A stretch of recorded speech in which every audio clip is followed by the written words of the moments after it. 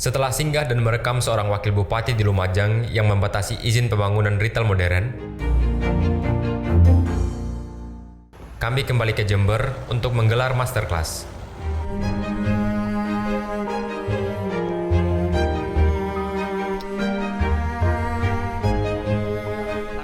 Dan mengumpulkan dana untuk logistik ekspedisi. Ekspedisi Indonesia Baru! Gila! Gila!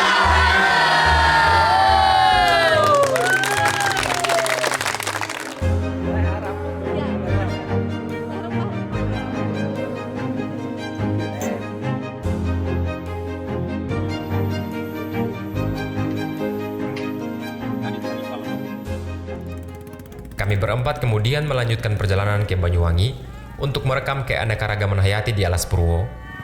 Makasih, Mbak. Serta nelayan pancer yang tengah menghadapi kerusakan alam akibat tambang emas.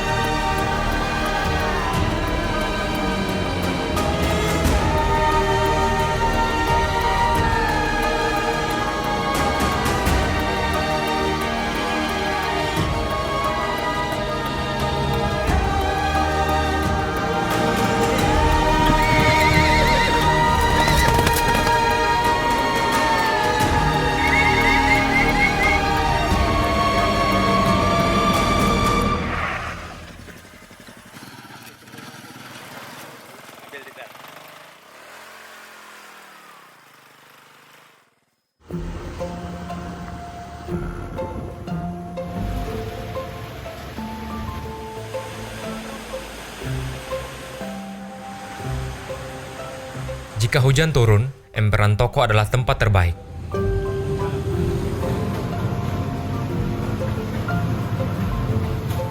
Tujuan kami melanjutkan syuting film tentang nelayan. Sudah lama kami dengar kasus tambang emas Tumpang Pitu yang berhadapan dengan warga setempat. Tapi kami juga ingin ke Taman Nasional Alas Purwo, melihat banteng Jawa di alam liar. 10 seri. Setibanya di Banyuwangi, kami langsung berpisah. Dani dan Farid Gaban akan merekam kasus tambang emas Tumpang Pitu. Yusuf akan masuk ke Taman Nasional Alas Purwo untuk merekam satwa liar. Sementara saya akan tinggal di posko untuk mulai menyunting film tentang nelayan Indonesia. Hasil perjalanan dari pantai utara dan selatan Jawa. Kami menumpang posko di sekretariat sebuah organisasi bernama Arupa. Anak-anak Arupa mendampingi masyarakat sekitar hutan di selatan Banyuwangi agar terjadi keseimbangan antara kepentingan ekonomi dan kelestarian alam. Mereka tak hanya berbaik hati meminjamkan tempat, juga sering memasak untuk kami.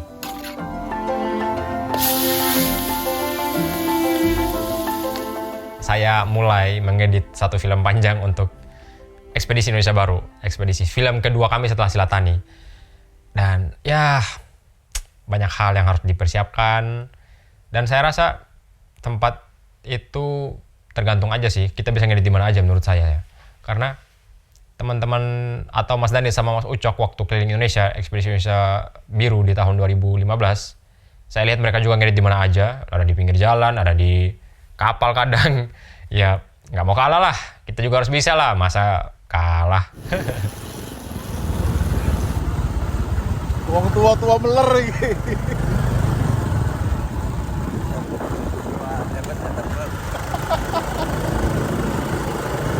Jadi gara-gara David Attenborough umur 90 masih ke lapangan syuting, Mas Farid termotivasi banget.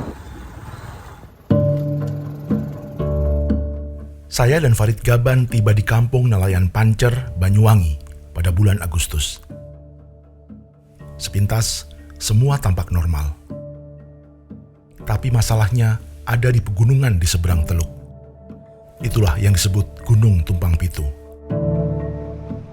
Di sana ada tambang emas milik para pengusaha dan pejabat Jakarta.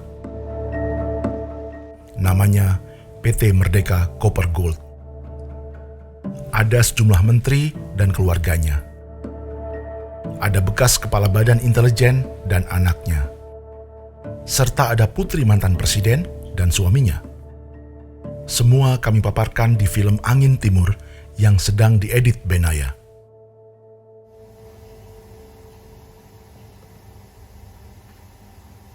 Saya tidak menyangka bahwa pada begitu banyak paparan data yang dikasih bahwa aspek sebesar itu ada backingannya, dan backingannya adalah orang-orang pemerintah.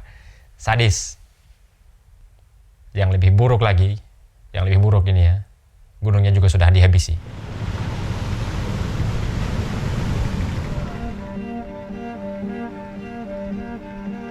Karena hutan dan gunung dibabat, perairan di sekitarnya terganggu akibat pengendapan atau sedimentasi yang terbawa hujan. Endapan lumpur itu lalu menutupi terumbu karang dan habitat ikan. Salah satu yang pernah terekam adalah peristiwa banjir lumpur di tahun 2016 silam.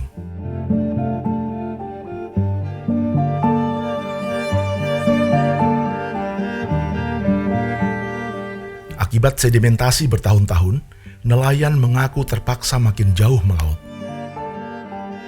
Pusat perikanan ini pun tampak mati perlahan.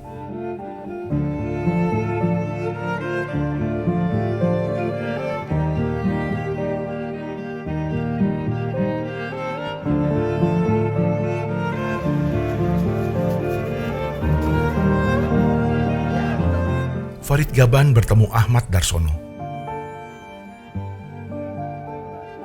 Pak Mat punya catatan jumlah tangkapan nelayan dari tahun ke tahun. Berapa ton dulu, Pak? Kalau dari ini yang dimaksudkan sebelum ada tambang. Ya, Sebelum ada tambang per hari itu ratusan itu, Mas. Gitu. ratusan ton. Ratusan ton itu. Sebelum ada tambang itu. Sekarang berapa ton, Pak? Waduh. Saya sulit, Mas. Bukti sulitnya gimana? Sulit juga malu. Kenapa? Kalau dulu dari ratusan ton, sekarang ini nggak sampai 1 ton. Setiap hari? Setiap hari nggak sampai. Tidak sampai 1 ton? Tidak sampai 1 ton keseluruhannya untuk satu pelabuhan Pancar. Pak Mat membuktikan semua ucapannya dengan data. Lalu, mata dan kamera kami melihatnya sendiri.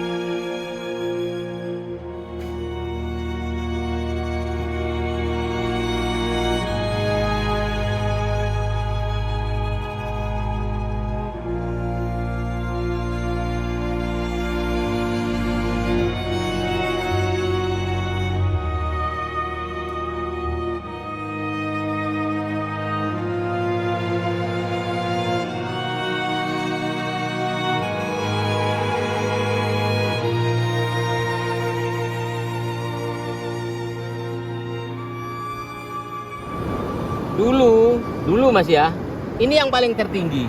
Ini yang tertinggi. Tapi sekarang tinggal ini ya yang paling tertinggi. Bahkan ini sekarang udah lebih pendek daripada ini. Jadi hilangnya berapa ratus meter ke atas ini. Jadi yang hilang itu yang sebelah kiri itu? Yang sebelah kiri yang hilang, padahal gunung itu yang sebelah kiri tertinggi. 7 gugusan itu gunung itu yang tertinggi. Tapi sekarang sudah sama aja, rendah.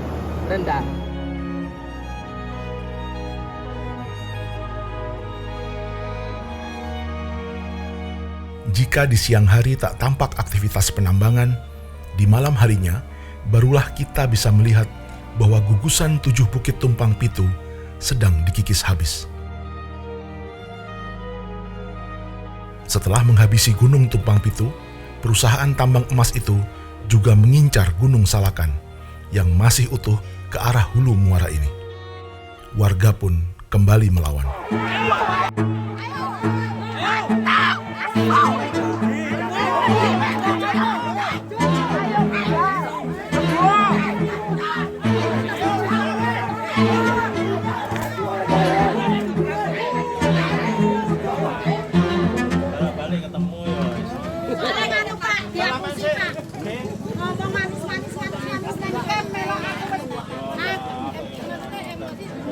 Pada prinsipnya kita mau bekerja ini untuk kemaslahatan masyarakat. Masyarakat tidak butuh. Gitu loh, tumpang itu aja sebelum habis, kok sama sudah mau ada. Wes jangan banyak komentar. Wes jangan banyak komentar, jangan kemana-mana ya. Wes, enggak. Wes salah Anda sekitarnya ditutup. Jangan ditambal. Jangan mengadu. Wes bahaya agak sepanjang lebar. Kasus tambang emas Tumpang Pitu telah banyak menelan korban. Tahun 2017, seorang warga bernama Budi Pego ikut menolak tambang emas.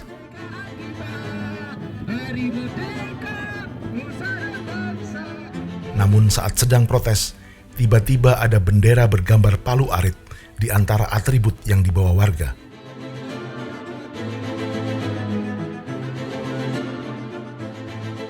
Dengan dalih menyebarkan komunisme, Budi Pego yang tak pernah membaca buku-buku Karl Marx lalu ditahan dan diadili.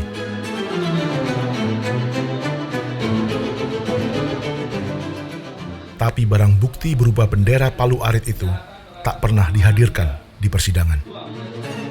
Pada Januari 2018, Budi Pego divonis 10 bulan penjara oleh Pengadilan Negeri Banyuwangi. Lalu pada Maret 2018, putusan ini diperkuat Pengadilan Tinggi Surabaya yang menghukum 10 bulan penjara. Anehnya, pada Oktober 2018, Mahkamah Agung memperberat vonis pada Budi Pego dari 10 bulan menjadi 4 tahun penjara. Tapi antara 2018 hingga 2022, putusan itu tak pernah dieksekusi. Budi Pego dapat melakukan aktivitas bertani buah naga seperti biasa.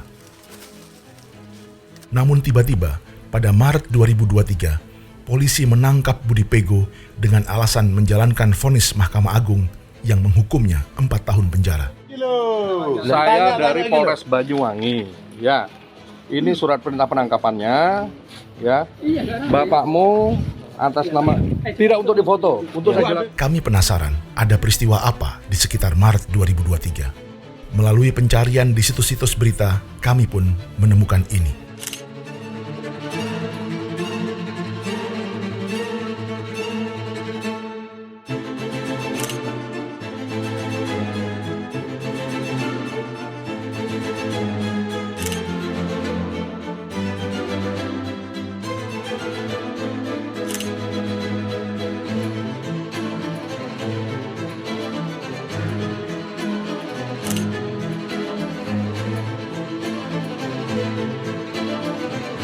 Setelah penangkapan Budi Pego, survei-survei di lokasi Gunung Salakan untuk perluasan tambang emas PT Merdeka Copper Gold terus dilakukan.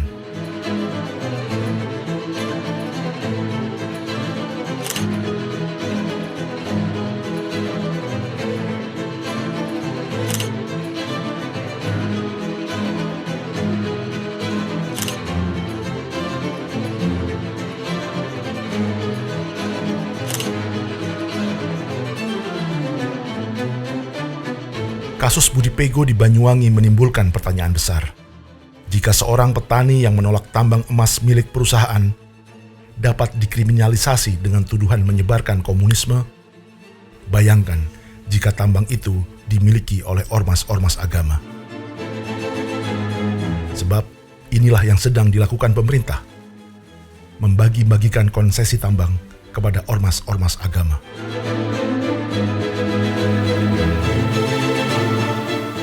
Padahal di Trenggalek, anggota ormas-ormas agama sebenarnya kompak menolak tambang emas.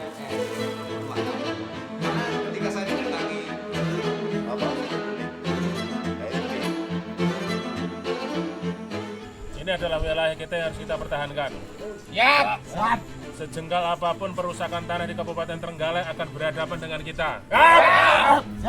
Apa kalian mau tanah Trenggalek yang sudah lestari ini kemudian diacak-acak hanya mereka yang ingin mengambil keuntungan sesaat. Kemudian mereka pergi meninggalkan masalah di Kabupaten Trenggalek. Kalian siap untuk mengawal penolakan ini sampai titik darah terakhir? Siap! Siap untuk menolak tambang emas di Kabupaten Trenggalek? Siap! Alam Trenggalek lestari. Kita sudah tidak butuh yang namanya tambang emas. Satu kata, kalau mereka berani datang ke sini lagi melanjutkan eksplorasi dan eksploitasi, akan kita lawan. Akan kita apa? Lawan!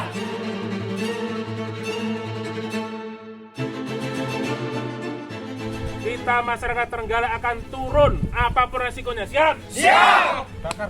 Hancurkan! Hancurkan! Nanti Ansor Banser di Kabupaten akan kita turunkan semuanya ke sini untuk menolak tambang emas di Kabupaten Trenggalek.